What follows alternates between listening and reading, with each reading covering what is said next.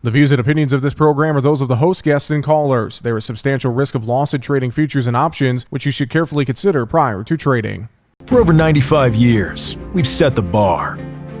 Power, we restored it. Protection, we reinvented it. Record yields, we redefined it. If there's one thing we know at FS, it's that just because something hasn't been done, doesn't mean it can't be done. We're never satisfied unless we take your farming operation to the next level.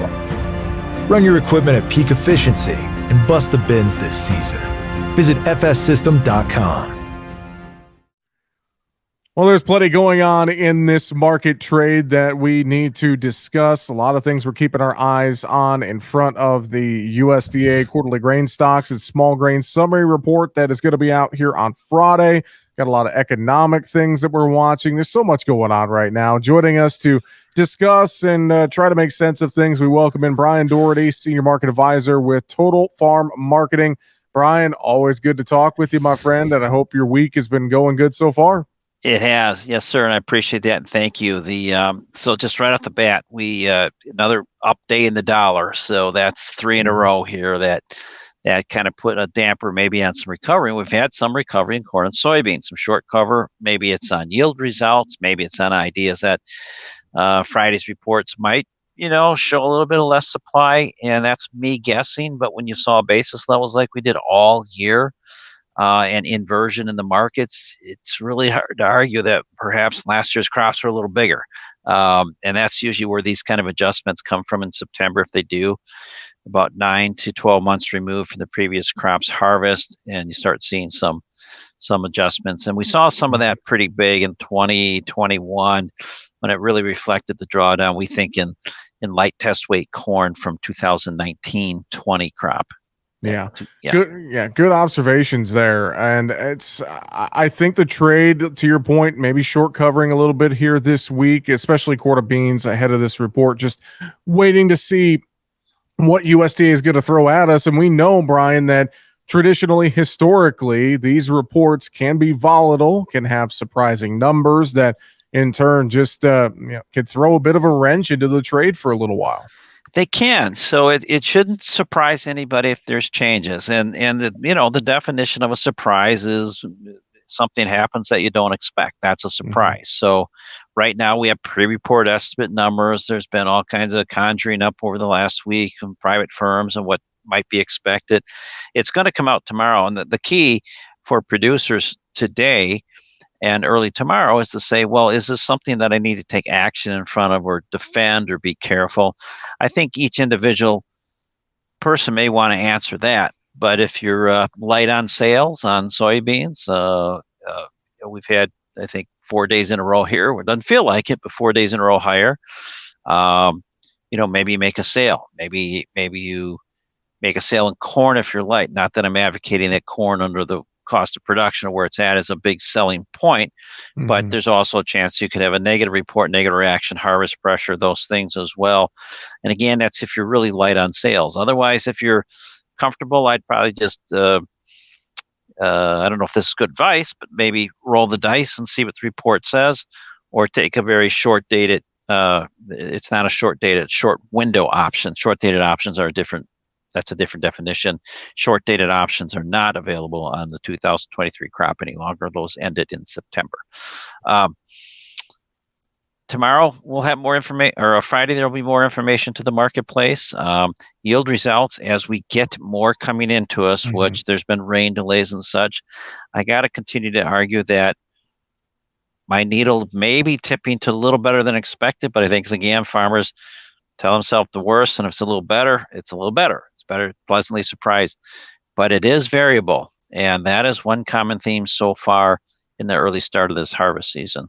Yeah, variable is the key. And I think with a lot of farmers right now, Bryan, they're busy. Harvest is underway in many areas. So they got a lot on their plate. But at the same time, kind of to your points, we got to stay vigilant as far as what's going on in the markets, because you talked about it, the higher dollar.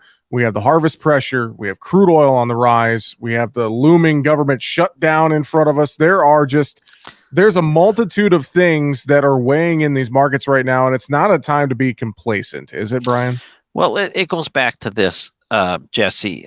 Control what you can control, and Yeah. don't, you can't try and outguess whether the government's going to shut down or not, or some of these other things you've just mentioned.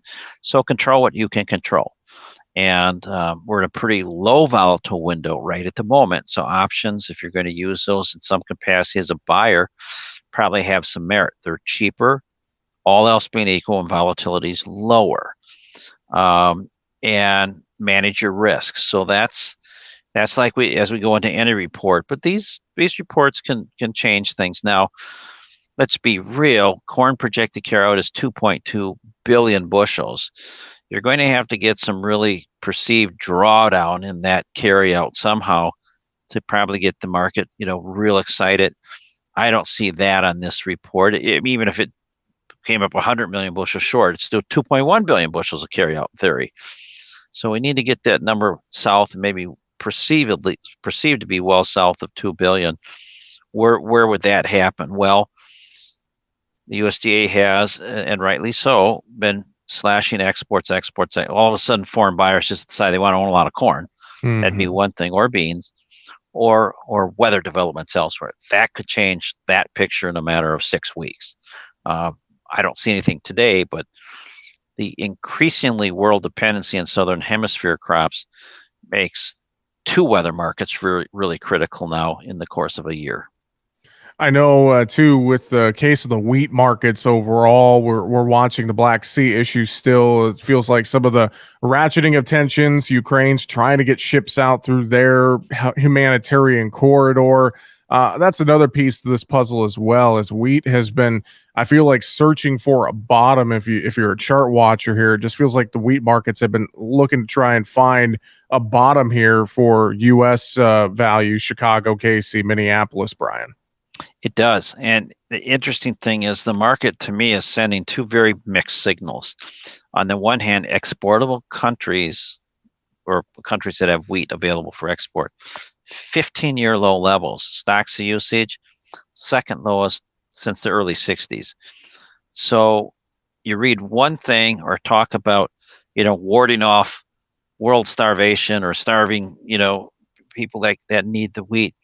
On the other hand, you got some pretty cheap prices of wheat right now, and you got to wonder if we're not just one event away from really pushing wheat prices higher, maybe significantly higher, and that usually comes in the form when the managed money really decides they want to own something. We haven't seen that in wheat yet, unfortunately, and I don't want to overpromise that it's happening, or could happen, but the variables are there. We could be having what I call the springboard event, where we're kind of compressing the spring and compressing it, and then when it uncoils, Katie bar the door. But it'll probably take some other event. Ukraine, yes, they're pushing wheat out. Russia's selling wheat. But boy, take a step back. Not a lot of room for arrogant or world production for countries that export wheat. And so we'll keep an eye on that. Yeah, very, very true. How about this livestock sector, Bryan? Let's talk about that. I know, especially the feeder cattle trade this week is really taking a beating. I'm wondering if that's more economic driven, maybe with this high U.S. dollar and some of those factors, or we may be reaching a top here. I don't know. What's your assessment of the cattle market?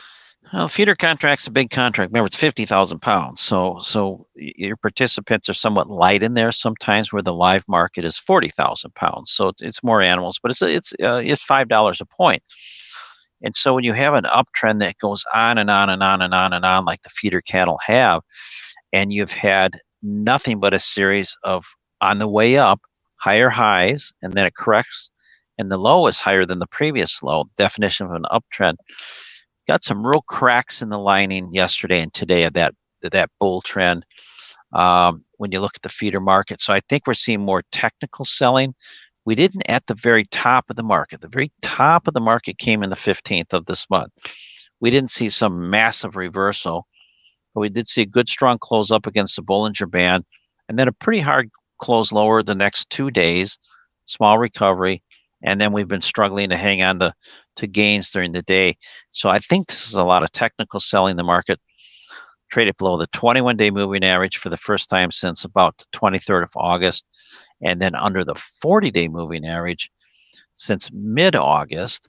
And we haven't had a real decisive hard close under that 40-day moving average. You got to go back to June. Well, we've got it the last 2 days.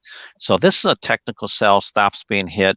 The backside of that, or the backdrop of that, is maybe some topping signals, a tired looking live cattle market that double topped, had a really rough day yesterday.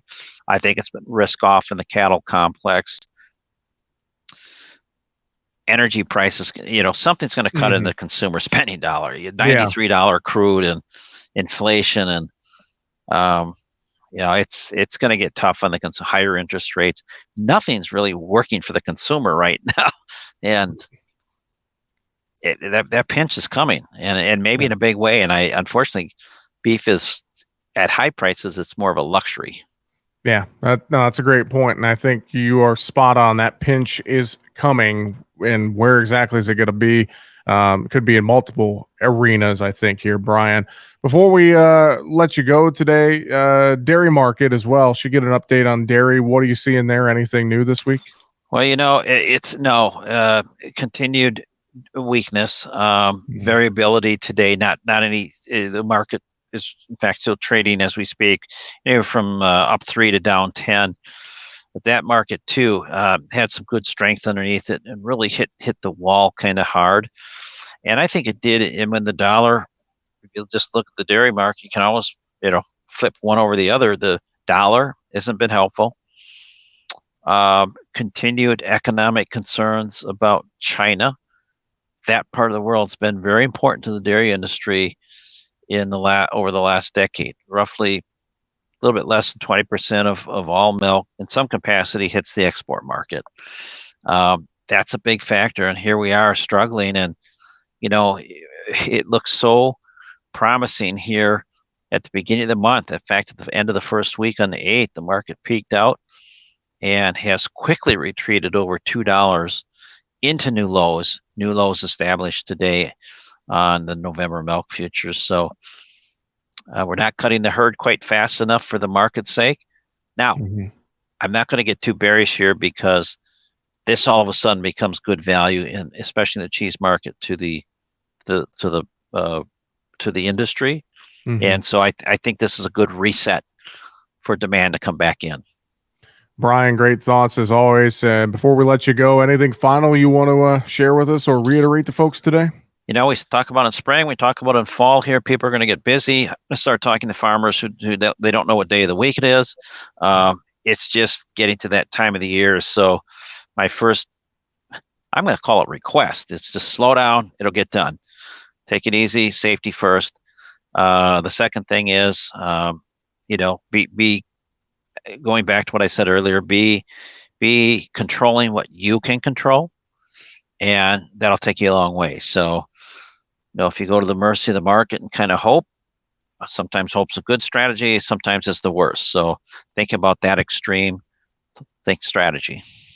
Fair enough. Well, if folks have questions, I know they can reach out to you there in the great team at Total Farm Marketing. What's the best way to get a hold of you, Bryan? The best way is through a phone call, 800-334-9779. For me, that's the best way, because then I can hear questions, I can hear concerns more so than in typewritten. But if you prefer email, Bryan with a Y at totalfarmmarketing.com.